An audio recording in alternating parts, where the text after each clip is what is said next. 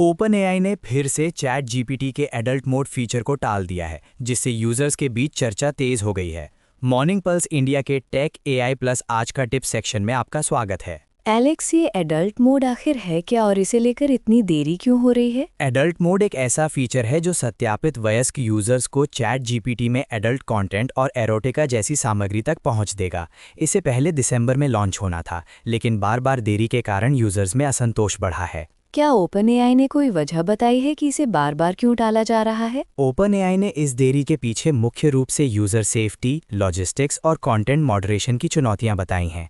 Company कह रही है कि वे पहले सुनिश्चित करना चाहते हैं कि फीचर सुरक्षित और जिम्मेदार तरीके से रोल आउट हो। इसमें तकनीकी और नैतिक दोनों ही चुनौतियां होंगी, क्योंकि अडल्ट कंटेंट को लेकर काफ़ी सख्त नियम है। बिल्कुल, और ओपन एआई की छवि पर भी असर पड़ सकता है। अगर फीचर सही तरीके से लागू नहीं हुआ तो कंपनी को कानूनी और सामाजिक दोनों तरह की मुश्किलें आ सकती हैं। क्या इससे ओपन एआई के रोबोटिक्स प्रोजेक्ट्स पर असर पड़ेगा? संभावना है कि टीम में बदलाव और नेतृत्व के अभाव के कारण कुछ प्रोजेक्ट्स की दिशा या गति प्रभावित हो सकती है। साथ ही इससे कंपनी की पब्लिक इमेज भी प्रभावित होगी। इस तरह के फैसलों से कंपनियों को अपनी नीतियों पर फिर से विचार करना पड़ता है। अब बात करते हैं मैकबुक नियो बनाम मैकबुक एयर 2026 की, जो भारत में लॉन्च हो चुके हैं और यूजर्स के बीच तुलना का विषय बने हुए हैं। एलेक्स, दोनों में सबसे बड़ा फर्क क्या है और भारत में इनके दाम क्या है? मैकबुक नियो में नया प्रोसेसर, बेहतर बैटरी और हल्का डिज़ाइन दिया गया है, जबकि मैकबुक एयर का 2026 वर्जन पारंपरिक डिज़ाइन और किफ़ायती दाम के साथ आता है।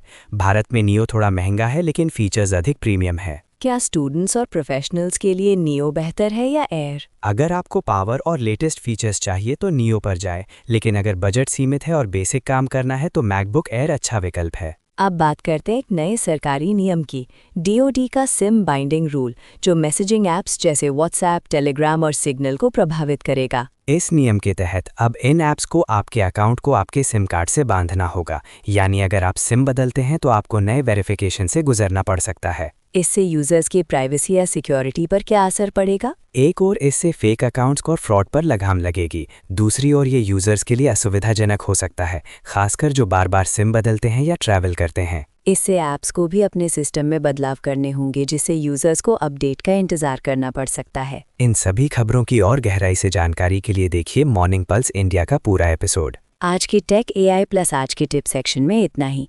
जुड़े रहिए मॉर्निंग पल्स इंडिया के साथ। टेक की हर हलचल सबसे पहले आपके पास।